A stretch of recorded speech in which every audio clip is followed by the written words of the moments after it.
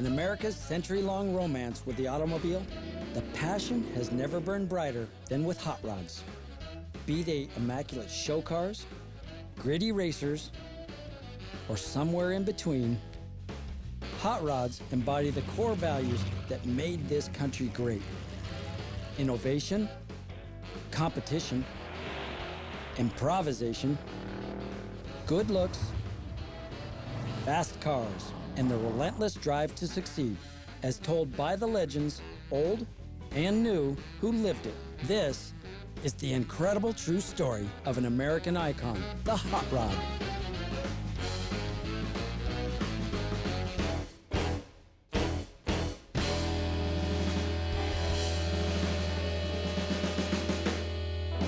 Hello, I'm Chip Foose. The 1960s were some of the most turbulent years in American history, but they were also a witness to extraordinary innovation in the hot rod world. With the culture firmly entrenched in the American consciousness, hot rodders felt free to experiment with new concepts and push cars in bold new directions. What they didn't know is that they were at play in the twilight years of hot rodding's first golden age.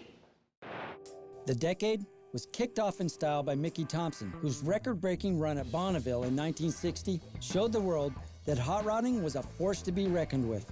A year later, TV Tommy Ivo premiered a dragster that took a page right out of Mickey's book, a 4-engine monster designed to get the most out of gas during the NHRA's fuel ban. It was also a great promotional vehicle for someone trying to make a living as a professional drag racer.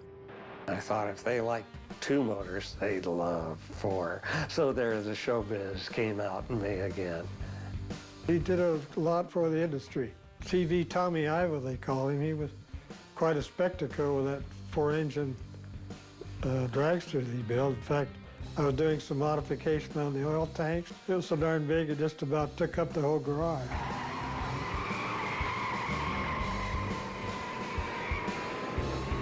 The front tires made so much tire smoke, you couldn't see where to go to drive the thing.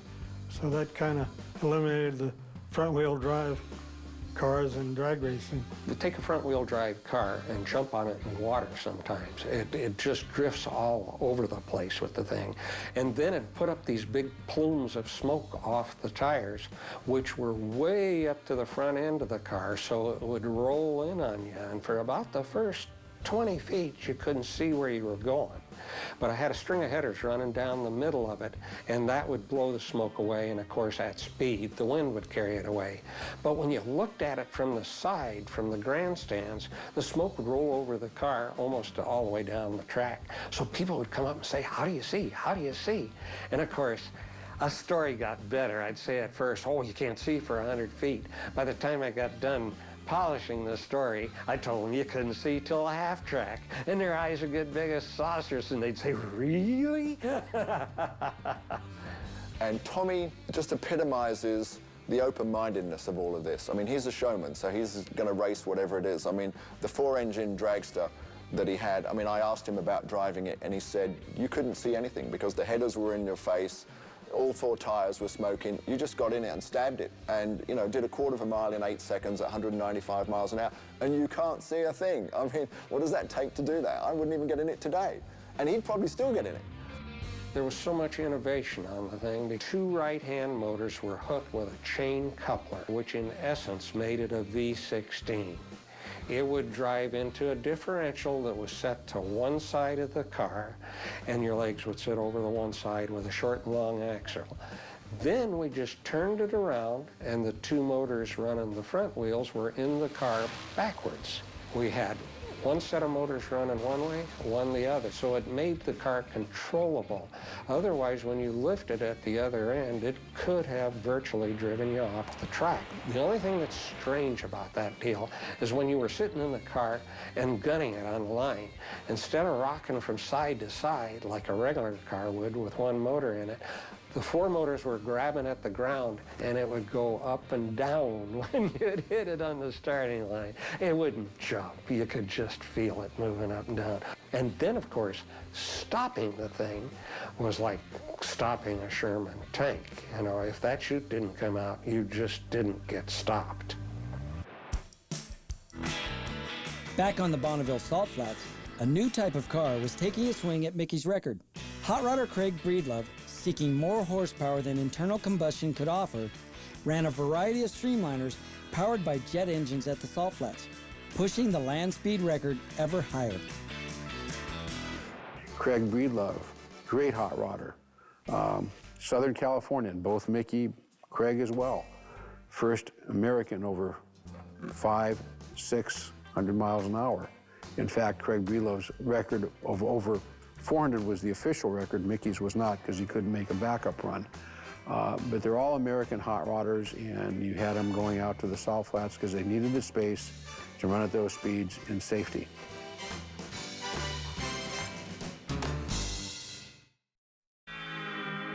Following in the footsteps of Ack Miller and Stu Hilborn, rodders of the 1960s began to spread their influence beyond the traditional playgrounds of Bonneville and the drag strip.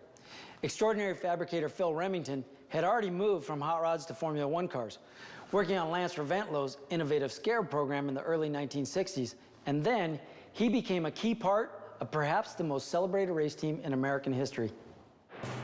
For a hot rodder, the idea of putting a large engine into a lightweight body wouldn't seem all that revolutionary. That's what they'd been doing since the early days of dry lakes racing, which made them the perfect men to execute Carroll Shelby's plan to mate the lightweight AC Roadster with Ford's new small block V8 to create a car that would dominate the international road racing circuits.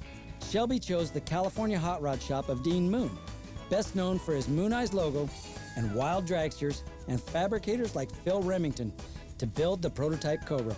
The rest is history. Carroll Shelby is truly one of my all-time heroes. He did it all. When it really comes time to getting the job done, he did it. He beat the Ferraris. He built the coolest car on the road, the Cobra, still today. He was a hot rodder, driver, constructor, businessman. There'll never be another person like Carroll Shelby. He is one of my all-time favorite guys. Originally it was a 6-cylinder single overhead cam and another pushrod model, and it probably didn't have even 100 horsepower. Yeah, the car wasn't meant to have that kind of horsepower put through it, so when we put the small block Fords in there, we started having quite a few problems with different areas of the driveline. And we also did a lot of work on the front end because the original geometry was pretty bad, and we couldn't get the right gear ratios and the transmission, so we went to Chevrolet and put a lot of their first and second gear ratios in our Ford boxes. So it's quite an evolution. There's a lot of little things, you know, that you don't think about. The fuel system and the radiators and pumps and cooling and brake ducts, and we kept going bigger and bigger on wheels to get more bite. And that meant bigger and bigger rotors and brakes. So we finally got to things where we could stop the car fairly well. And also, Ford spent a lot more money in the racing end than General Motors did. So more or less when we had those years of dominance, we just had more cars to enter and more or less smothered them with numbers. And it looked like a sports car, but underneath it was a hot rod, and it had the heart and soul of a hot rod, and I think probably that is as much responsible for its popularity as its performance on the racetrack. Also part of the early Cobra program was Dean Jeffries, who helped Shelby with a bit of misdirection. He's got one car, and he says, we got to build a whole bunch of cars. And he says, I got to get some publicity and all this stuff. I says, how are you going to do that? There's only one car. You can't build those cars fast. But I want to show them that I got a lot of cars. And I says, well, how do you think you're going to do that? He says, can you paint them every day and make it a different color? Because we'll just say we got to do it. I says, fine, we'll be painting them. I can do them in one night for you, and you show them the next day and show them. So we did. I did about 5 cars, 5 different colors, and it was only one car. And that's the beginning of the Shelby thing. Remington was also an integral part of the Ford GT40 team that defeated the seemingly unstoppable Ferrari factory team at the 24 Hours of Le Mans. Well, the first time we won Le Mans, we were all dragging our behinds and being up 24 hours, and probably 18 or 20 hours before that preparing the cars. And when the cars crossed the finish line like that We just couldn't believe it. We were so elated we didn't know what to do. It was quite an experience and a real thrill to be able to beat Ferrari and the other competitors.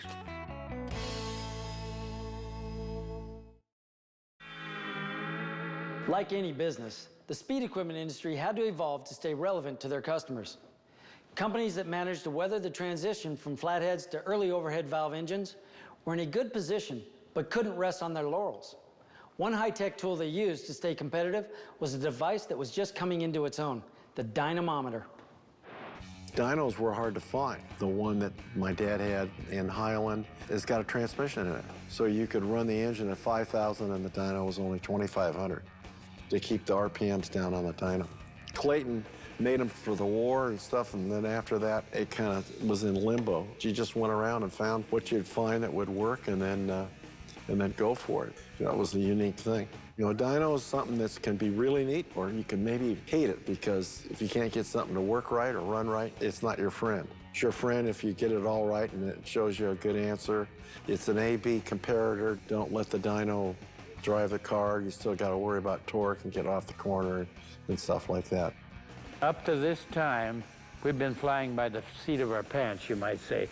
In other words, we just kind of calculate what the next move would be in camshafts, and we'd prove it on Vic's dyno, maybe. Edelbrock had this little dyno he'd done all his testing on, and he bought a bigger one. He sold us that little dyno for $1,500, and we were anxious to get started testing, and we were trying various cams and Edelbrock's manifolds and so forth. That's when we made quite a few discoveries that way. Edelbrock was thriving, but in 1962, Vic Sr. succumbed to cancer at the age of 49, leaving his 26-year-old son and namesake to pilot the company through an uncertain time. When Vic died, that company could have done a lot of things. It could have gone downhill immediately.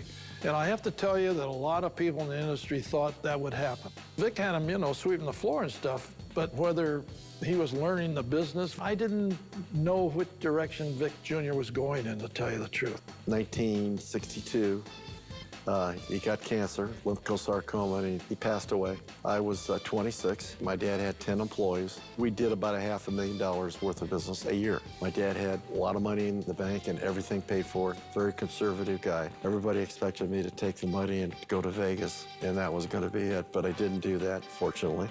Vic Sr. was very frugal, and that company was growing fast. There was a lot of money there, and Vic Jr. could have done a lot of bad stuff with it, but he didn't. If anybody could see Vic Edelbrock Company today, they'd know what an incredible job he did. Meanwhile, the speed equipment industry as a whole was continuing to grow, to the point where the problem wasn't necessarily how to sell more manifolds or cams, but how to regulate an increasingly sprawling business. You know, newspapers love to jump on anything that was street racing. So organizations like SEMA and like the National Hot Rod Association brought a legitimacy to this activity, to this sport, that was really important. And as the publisher of Hot Rod Magazine, Bob Peterson was in the center of it. He understood that, and he helped both organizations get off the ground. It was good for business, it was good for hot rodding, and we're fortunate that that's the way it happened. The first SEMA show was actually called the Hot Rod Industry Trade Show, and it was held at Dodger Stadium in 1967. We had 92 exhibitors, 99 booths, and the profit was a little under $1,000. Now, the whole idea behind the SEMA show was, at the time, the United States Congress was giving all of the speed equipment manufacturers a really tough time. Their mufflers are too loud and the engines have too much horsepower. They wanted to regulate the industry.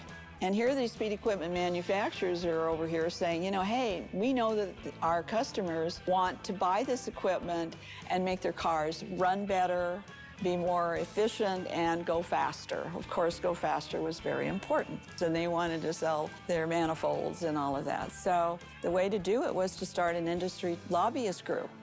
It was small potatoes in those days, and I remember Phil Wan used to say, we ought to have a show. A show, really? Would anybody come to that?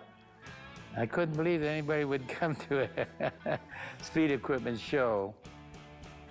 So they started that Speed Equipment Manufacturers Association. The SEMA show just kind of put things together. It brought money into the association, which it needed badly. They realized that if we take that speed name off there and make it specialty, it just opened it up real big to where big money comes in and they put on big SEMA show and so forth. It turned out to be quite successful, and everybody was very excited about it.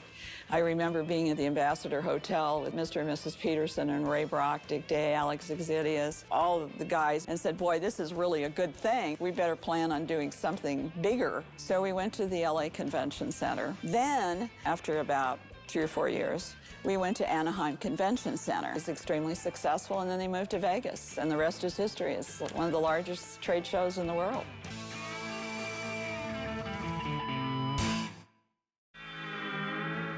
If Robert E. Peterson had done nothing after founding Hot Rod magazine, he'd still be rightly acclaimed as a giant of the culture. But he continued to work tirelessly as an advocate for hot rods, even taking innovative steps to keep the cars in the public eye.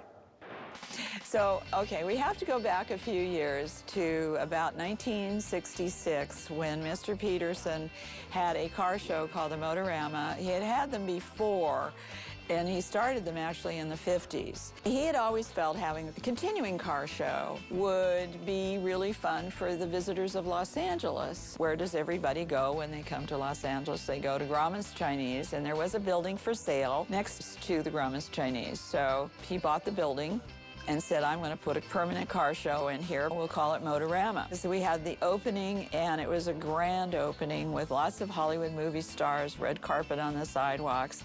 And one of the highlights of that particular evening was to run a dragster at night down Hollywood Boulevard. So Mr. Peterson talked to the Hollywood PD sergeant and said, you know, I'd like to close it down. I just want to run a dragster down Hollywood Boulevard, and that's all we're going to do. It won't be real noisy or anything. We'll do it early. Tony Nancy went down there. It's a little less than a quarter of a mile, and he really revved that dragster up between Highland and La Brea. And of course, in the process, the dragster going down Hollywood Boulevard at 200+ miles an hour blew out a few windows at the famous Hollywood Roosevelt Hotel, for which Mr. Peterson was responsible. But it was a great evening. James Garner was there, Ron Howard was there, George Barris had a lot of his custom cars there in the Motorama. But sadly, by the time Tony Nancy made that trip down Hollywood Boulevard, hot rods had been in decline for some time. There was no one moment that you could point to and say, this is where it started. Instead, it was a number of factors that conspired to diminish public interest in hot rods. Usually hot rodding isn't revolutionary, it's evolutionary. And with a few exceptions, these things just came about over time and changed as the times went on. The very popularity of the cars was one element that worked against them, as the normally conservative Big Three car manufacturers had begun to learn some valuable lessons. Wally had the NHRA Nationals in Detroit in '59 and '60, right there in their backyard. And the manufacturers could see what a huge market this was. And all of a sudden, you started having high-performance cars, and they sold. Detroit is not stupid. You have a lot of very brilliant marketing people, a lot of very brilliant product planners that were seeing what was going on, especially in Southern California. And they were thinking, hey, wait a minute, why aren't we doing that? Why aren't we giving these kids cars that they would want to buy instead of doing themselves? We could give them something brand new, something that was engineered from the factory, something with a guarantee, something that was reliable, that they could just drive right out of the showroom. Pretty soon you could go to a dealer, if you knew the right combination, go to a dealer and literally buy a race car that would outperform virtually any home-built hot rod. So it became much easier to go to your Pontiac dealer and finance and buy a GTO, and you get just as much attention and just as much stares and attract just as many girls. A lot easier than building a hot rod. Hot rodding went into decline for probably a decade. I mean, people still did it, and they were interested, and people were dechroming cars a little bit, but by the early 1960s, and people were buying muscle cars, it was a tremendous decline. Muscle cars weren't the only problem facing the culture. Custom hot rods had become, well, a little bit weird. Hot rodding took a little bit of a strange turn in the 60s and even into the early 70s. It seems like the more odd your car was, the weirder it looked, the more improbable a vehicle it appeared to be, the better it was. And the least practical to drive seemed to win. It got a little kooky. The whole notion was to take a lower class car, if you will, and give it the aura of a more expensive car, make it sleeker, make it better. But somehow they got off the track. The cars became almost a caricature of themselves. The Arab oil embargoes of the 70s, coupled with increased insurance regulations, were nearly the final nail in Rodding's coffin. Gas went from 35 to 70 cents, and everybody thought the world was coming to an end. Plus, there was a line. You couldn't get gas when you wanted to. And then in 78, it did it again, and it went from 70 cents to $1.25, $1.30. Again, the lines. The economy tanked. Things just were not looking good. The expectations were very low. People just wanted to shrink inside their own little cocoons on wheels, and they just wanted to shut out the outside world. Gas was so expensive, it was really hard to get around, and cars became almost a necessary evil. In a way, they weren't something to celebrate anymore. They were something that you kind of had to live with because you had to live with them. Nothing lasts forever, and the golden age of hot rodding had come to a close.